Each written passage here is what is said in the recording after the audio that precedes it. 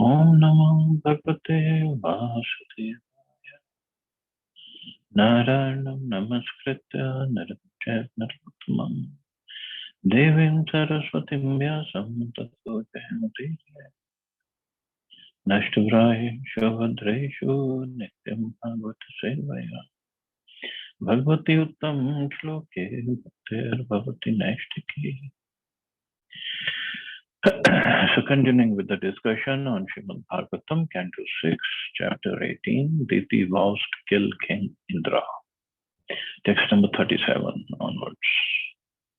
So yesterday we studied how Diti was upset that Indra, and with the help of Lord Vishnu, got her sons killed, who were her sons, Hiranyaksha and Hiranyakashipu. And some time back, he also got, or he killed himself, Vritrasura. So Diti was very, very upset. So somehow she pleased her husband Kashyap Muni, and now Kashyap Muni said, "So whatever you want, I'll fulfill your desires. What do you want?" Dituruvacha varado yadi me brahman putram indra hanam vrine amrityum mrit putraham yena me ghatito suto. Diti replied, "O my husband, O great soul, I have now lost my sons. If you want to give me a benediction, I ask you for an immortal son who can kill Indra. I pray for this because Indra, with the help of Vishnu, has killed my two sons, Hiranyaksha and Hiranyakashipu." The word Indra Hanam means one who can kill Indra, but it also means one who follows Indra. Sanskrit is very tricky language. The word Amrityum refers to the demigods who do not die like ordinary human beings because they have extremely long durations of life. For example, the duration of Lord Brahma's life is stated in Bhagavad Gita. Even the duration of 1 day or 12 hours of Brahma is 4.3 million years multiplied by 1,000. Thus, the duration of his life is inconceivable for an ordinary human being. The demigods are therefore sometimes called Amar, which means one who has no death. In this material world, however, everyone has to die. Therefore, the word Amrityum indicates that Diti wanted a son who would be equal in status to the demigods. So they are not Amar, but from our perspective, because they live for 71 Chatur Yugas. Because in a day of Brahman, there are 14 Manus, every Manu lives for 71 Chatur Yugas. So are the demigods. And that is very long duration for us. So from our perspective, they are as good as Amar. Nishimya tadvacho vipro vimana paritapyata aho adharma su mahanadya me samupasthita. Upon hearing Diti's request, Kashyap Muni was very much aggrieved. Alas, he lamented, now I face the danger of the impious act of killing Indra. Although Kashyap Muni was eager to fulfill the desire of his wife Diti, when he heard that she wanted a son to kill Indra, his jubilation was immediately reduced to nothing because he was averse to the idea. Because Indra is his son from his other wife, Aditi. Indra is one of the sons of Aditi, and that is the son of Kashyap Muni. Aho arthendriya ram yoshin maye maya grihita cheta kripana patishya narake dhruvam. Kashyap Muni thought, alas, I have now become too attached to material enjoyment. Taking advantage of this, my mind has been attracted by the illusory energy of the Supreme Personality of Godhead in the form of a woman, my wife. Therefore, I am surely a wretched person who will glide down toward hell. Because Kashyap Muni, he is a sage. And he is saying, where did I get stuck? I mean, my wife is asking for a son who would kill my other son, Indra. Koatikram anuvartanya swabhavam yoshitaha dhing mam vatabudham swarte yadaham tvajitendriya. This woman, my wife, has adopted a means that follows her nature, and therefore she is not to be blamed. But I am a man, therefore all condemnation upon me. I'm not at all conversant with what is good for me, since I could not control my senses. The natural instinct of a woman is to enjoy the material world. She induces her husband to enjoy this world by satisfying his tongue, belly, and genitals, which are called jiva, udar, and upastha. A woman is expert in cooking palatable dishes so that she can easily satisfy her husband in eating. When one eats nicely, his belly is satisfied, and as soon as his belly is satisfied, the genitals become strong. Especially when a man is accustomed to eating meat and drinking wine and similar passionate things, he certainly becomes sexually inclined. It should be understood that sexual inclinations are meant not for spiritual progress, but for gliding down to hell. Thus, Kashyap Muni considered his situation and lamented. In other words, to be a householder is very risky unless one is trained and the wife is a follower of her husband. A husband should be trained at the very beginning of his life. And this is what Prahlad Maharaj says to his friends, Komaram Acharet Pragyo Dharman Bhagatan. During the time of brahmacharya or student life, a brahmachari should be taught to be expert in Bhagavad Dharma, devotional service. Then, when he marries, if his wife is faithful to her husband and follows him in such life, the relationship between husband and wife is very desirable. However, a relationship between husband and wife without spiritual consciousness, but strictly for sense gratification, is not at all good. It is said in Srimad Bhagavatam that especially in this age, Kali Yuga, Dampatya Bhiruchir Hetu, the relationship between husband and wife, will be based on sexual power. Therefore, householder life in this Kali Yuga is extremely dangerous unless both the wife and husband take to Krishna consciousness. Because otherwise, it will be just eat, drink, and be merry, that kind of life. Both husband and wife would be leading. And Prabhupada, like opening up an open statement in the purport, he said, natural instinct of a woman is to enjoy the material world. That is the meaning of the word istri, actually. Istri is one who expands. Expands what? Expands the way to enjoy or to possess things. That's just general indication. It's not like all men are saints and all women are like that. It doesn't mean that way. So in Kali Yuga, as long as actually we are identifying with our bodies, with the man and woman, it is a problem. And everybody wants to enjoy in their own ways this material world. Women are trying to enjoy men, men are trying to enjoy women. They both are trying to enjoy the material things.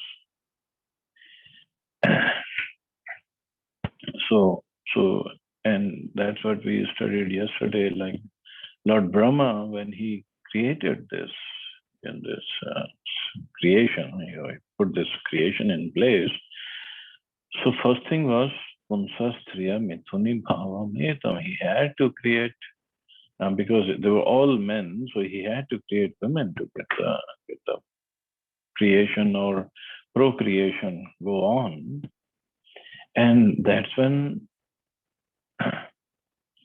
the mode of passion and all that was introduced.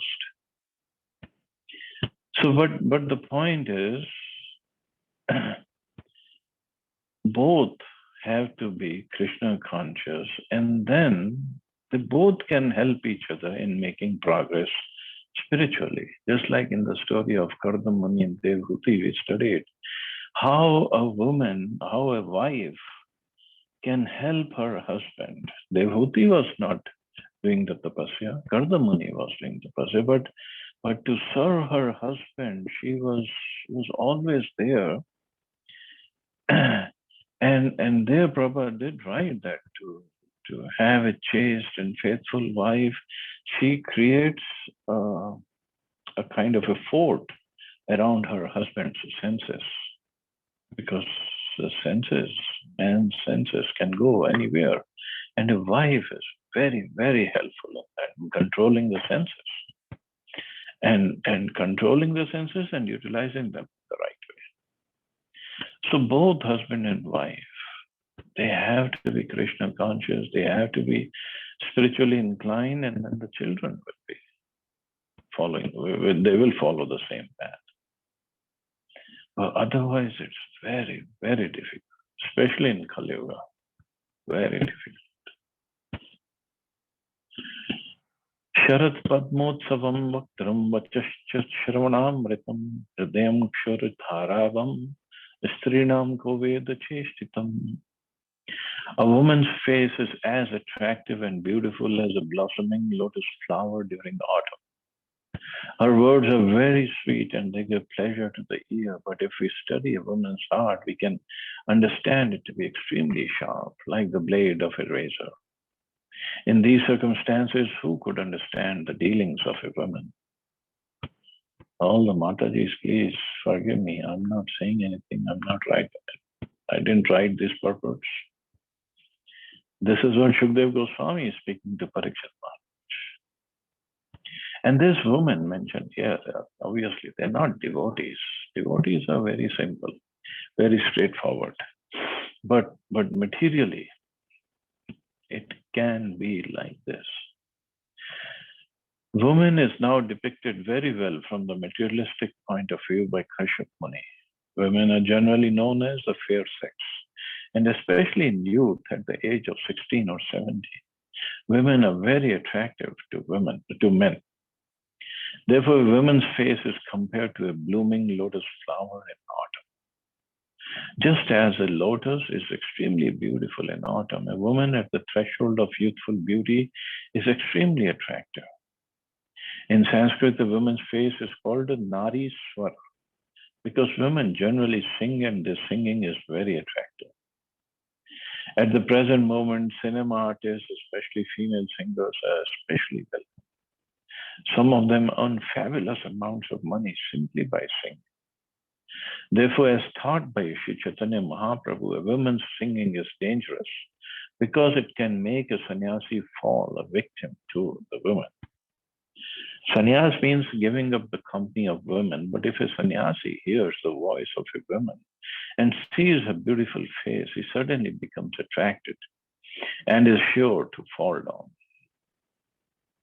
There have been many examples. Even the great sage Vishwamitra fell a victim to Menaka.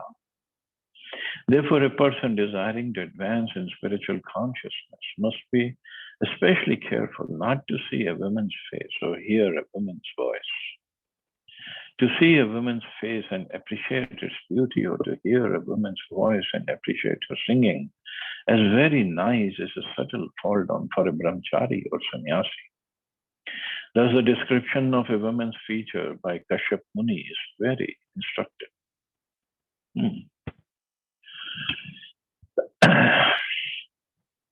In our temples, every morning at the time of Darshanarti, and it has been established by Prabhupada to play this tape, Govindam Adi Purusham Tama Bhajam, 2 verses of Brahma Samhita.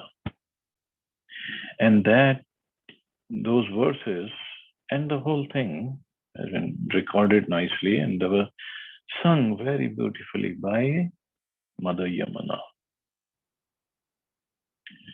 And she sang that when they were preaching to Beatles in London, and it was recorded in the Beatles studio. So, looking at this purport, Prabhupada says the sannyasi should not look at the face of a woman or hear her voice. So devotees got confused. They went to Prabhupada. They said, Prabhupada, what is it? You are asking us to listen to a woman's voice, especially in the morning, first thing in the morning, we're doing darshanarti. Why can't we play any other tape? Or why can't we record this Brahma Samhita in some man's voice? Prabhupada said, if you listen to her singing, you will go back to Godhead.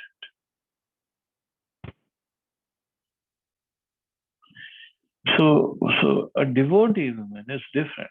This is for materialistic karmic women. And a sannyasi or a brahmachari, any devotee should be very careful in dealing with them. So because it's a consciousness with which we look at anybody. Face of a woman or her voice, if Krishna has given a beautiful face and wonderful voice, very beautiful voice, great. But where is our consciousness? That's what we have to look at. If we are still considering to enjoy some material things, face of women, her beauty or a nice voice, it's all material. Our consciousness should be so elevated, we should not get distracted. Or we should not get attracted to anything material. If we want to look at something beautiful, look at Radharani's face, Krishna's face. We'll get elevated by looking at that beauty. But as a matter of principle, one should try not to. One should not. And there have been many instances like Vishwamitra Muni falling a victim to Menaka. or there have been so many incidences incidents in the scriptures, given in the scriptures, and it happens. So we have to see how we are placed, and we have to be careful. When a woman's bodily features are attractive, when her face is beautiful, and when her voice is sweet, she is naturally a trap for a man. The Shastras advise that when such a woman comes to serve a man, she should be considered to be like a dark well covered by grass. In the fields, there are many such wells, and the man who does not know about them drops through the grass and falls down. Thus, there are many such instructions.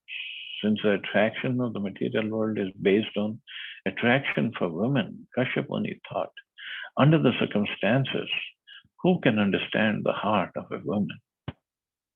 Chanakya Pandit has also advised, Vishwaso neva kartavya strishu raja kuleshu cha. There are two persons who one should not trust, a politician and a woman.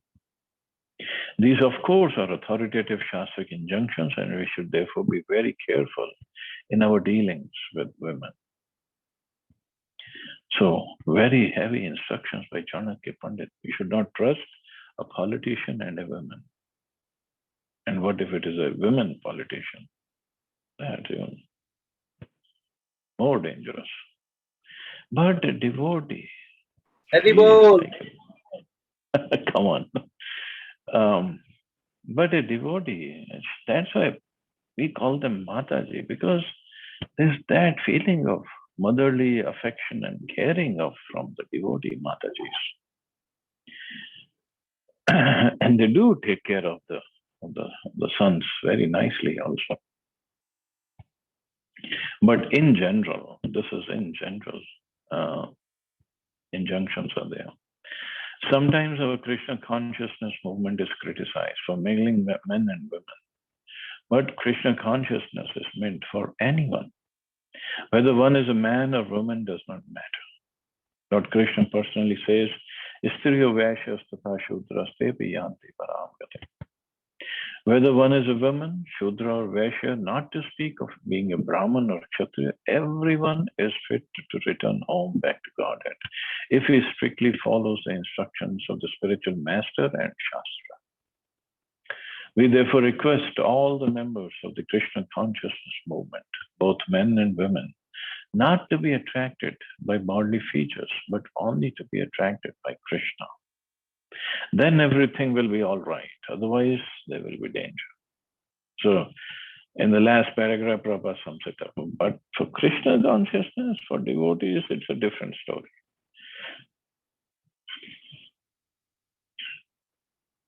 So here it clears whether one is a man or woman does not matter.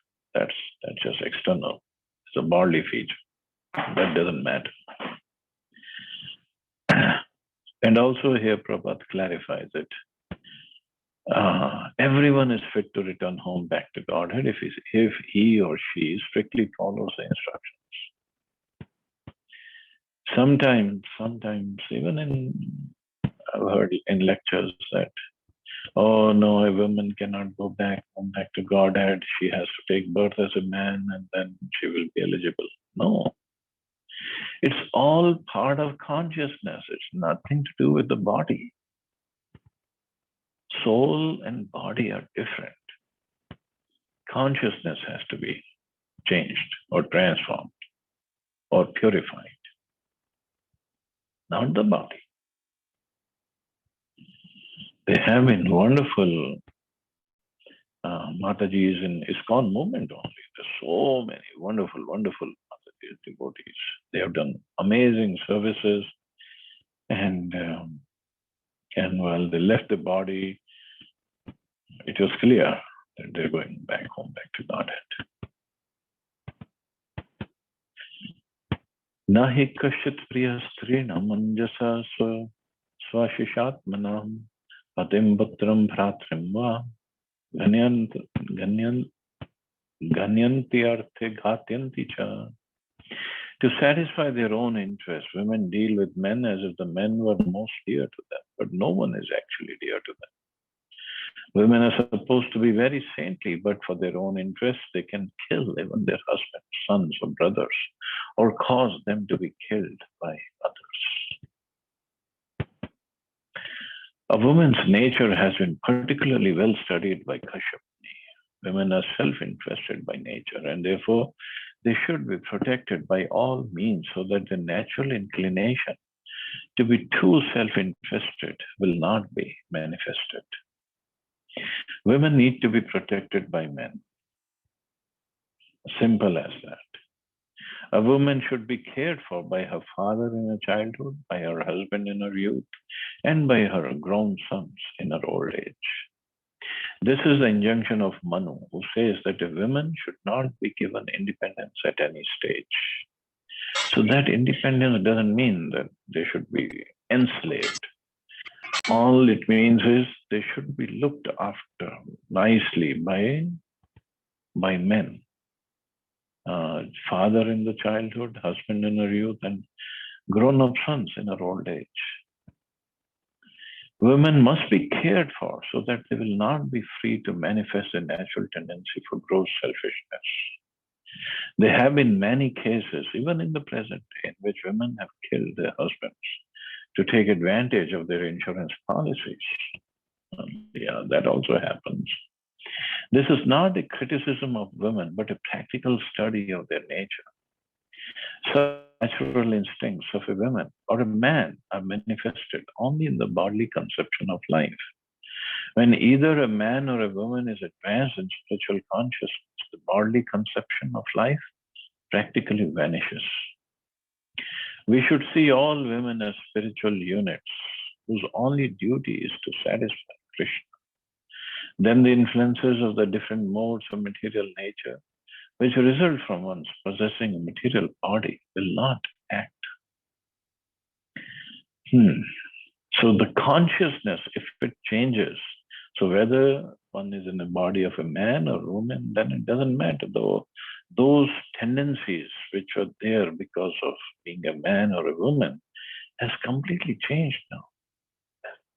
And the caring nature comes forth. Why Krishna has made women as mothers? Because as mothers, the kind of love and caring and nurturing they can give to the babies, man cannot. It's just not in their genes. Krishna hasn't given them. So for those, that caring nature is there, definitely there, and that has to be brought forth. The Krishna consciousness movement is so beneficial that it can very easily counteract the contamination of material nature, which results from one's possessing a material body. Bhagavad Gita therefore teaches in the very beginning that whether one is a man or a woman, one must know that he or she is not the body but a spiritual soul. Everyone should be interested in the activities of the spirit soul, not the body. As long as one is activated by the bodily conception of life, there is always the danger of being misled, whether one is a man or a woman. The soul is sometimes described as Purusha because whether one is dressed as a man or a woman, one is inclined to enjoy this material world. One who has the spirit of enjoyment is described as Purusha. Whether one is a man or woman, he is not interested in serving others. Everyone is interested in satisfying his or her own desires. Krishna consciousness, however, provides first-class training for a man or a woman. A man should be trained to be a first-class devotee of Lord Krishna, and women should be trained to be very chaste follower of her husband. That will make the lives of both of them happy. So this is the ultimate goal, not to criticize men or women or their nature or his nature or her nature. Everybody has shortcomings. Who doesn't have? That's why we are in the material world. So the idea is get beyond, get above the bodily conception of life.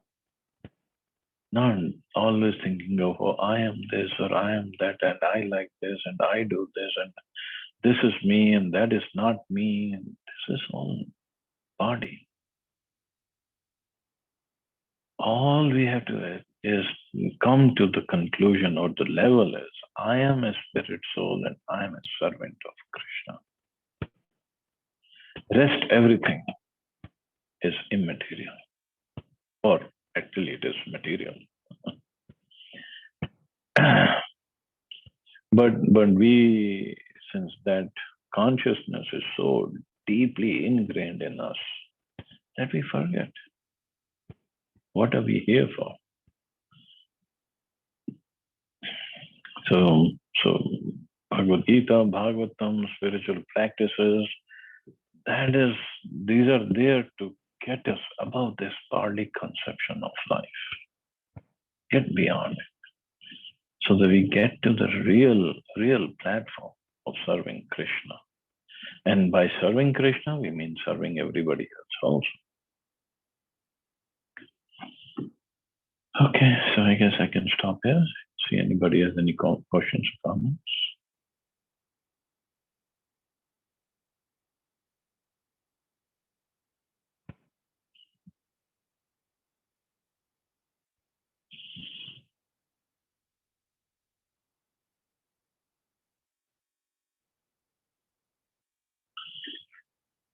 Okay, so you all have a safe and wonderful day. Hare Krishna. Jai Shri. Hare Krishna.